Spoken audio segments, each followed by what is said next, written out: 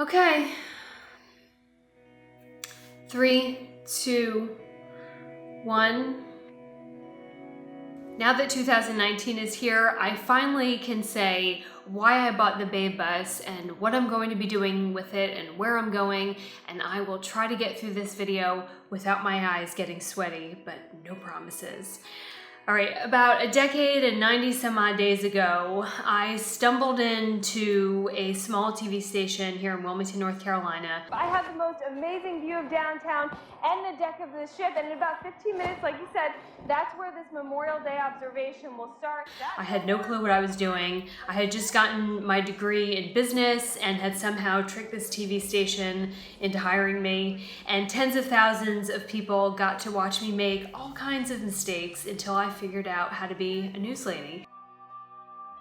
In the time between a red and green light, it's nearly impossible to try and figure out who actually needs help. But I literally fell into my dream job, and I have loved every single second of it. Tonight in WECT's first documentary, a side of our community you have never seen. I have shared tragic moments and happy moments with complete strangers. I have met people from all walks of life. I've gotten to have experiences that I don't think you get in any kind of job, and I wouldn't trade it for another job. Your iPhone and hit record, so can I. I truly believe that part of the reason I was put on this planet is to shoot, edit, and tell stories. And up until recently, I very much believed that I would retire in this job in this city. But that is not how my story was meant to roll out. Survive. Just days after his interview, a man who you've seen flying a sign for years was murdered. A few years ago, I started to see the writing on the wall with where the industry was heading and how my job, which is documentaries and long format stories, was not going with it. And then after my last documentary series, 24 Hour PD, the writing was no longer on the wall, the writing was in granite. And I did what I think we all do when we feel like our job and career is in jeopardy. I panicked.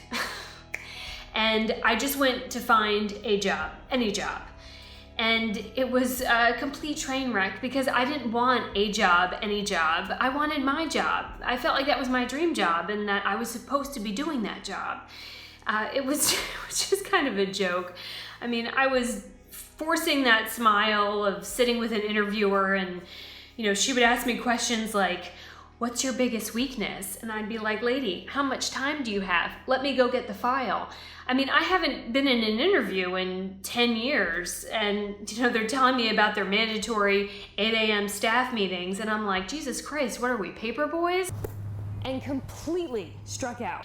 Gosh, just nothing was clicking, absolutely nothing. And if you've ever been through a job search and it hasn't gone well, I mean, it's sad. And I was watching my dream job literally disappear underneath my feet and couldn't find another one.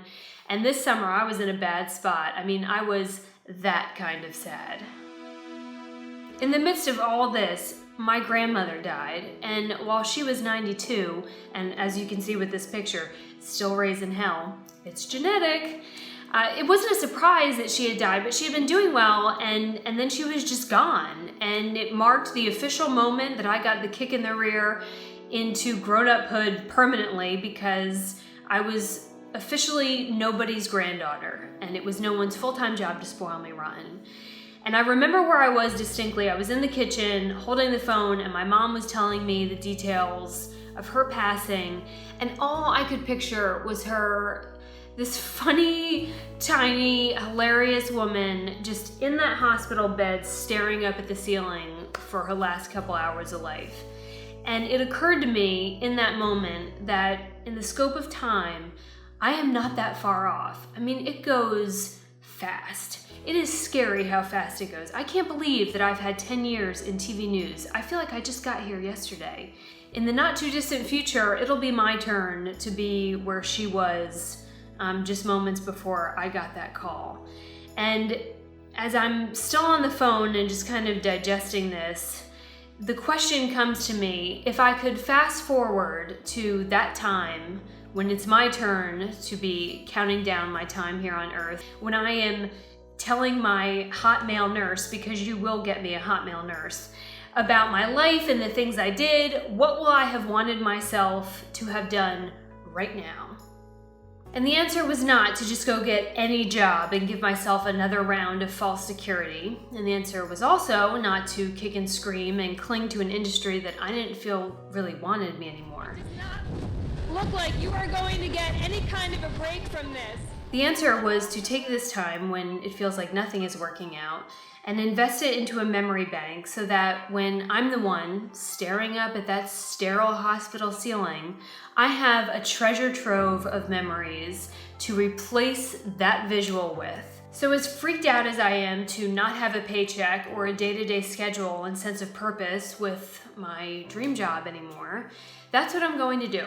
I'm going to buy back time. Because I am confident that I can find another job and I can always make more money, but I cannot make more time. It is the most precious and limited resource that we have. I sold my house, the Babe Cave, and for the past couple months, I've been saving every single penny that I have.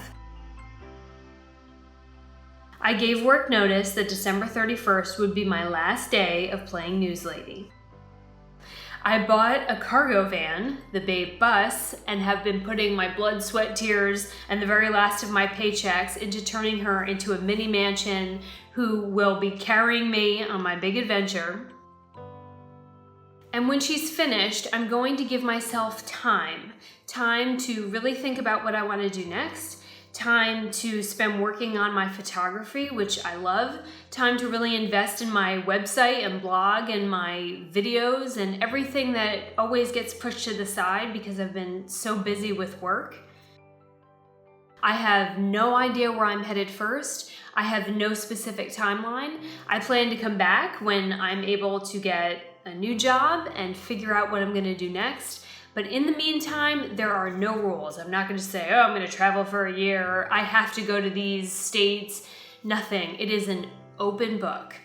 And that is kind of scary because I've always had a day-to-day routine, but there is no routine and there are no rules for this trip. I hope you'll come with me. I've been producing all these videos about the Babe Bus, and I'll be producing way more once I get going on my YouTube channel. Now hear me out, I do not like it when people panhandle for subscribers on YouTube. You know, like when the video starts and they're like, just hit subscribe and blah, blah, blah, blah, blah. I think it's so obnoxious.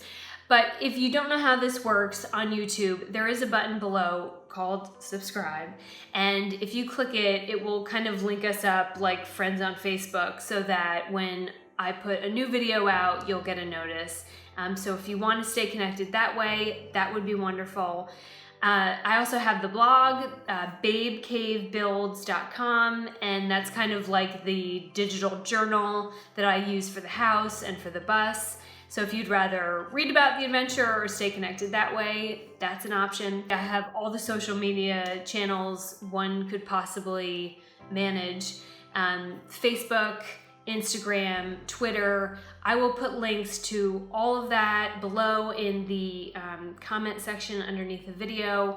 And I hope you'll stay with me through all of this. And I'm excited to come back and see what the next chapter is, but I've got a big country to explore, and I'd love to share it with you all.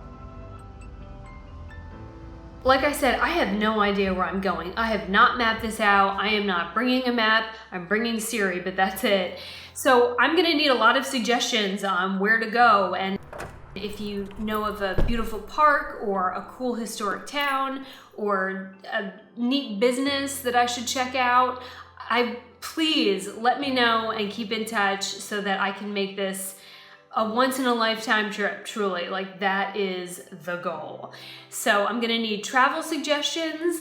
If you happen to have a friend close by where I am who wouldn't mind me taking up some square footage in their driveway, I need some places to park this thing where I can plug in and get power, so that would be awesome.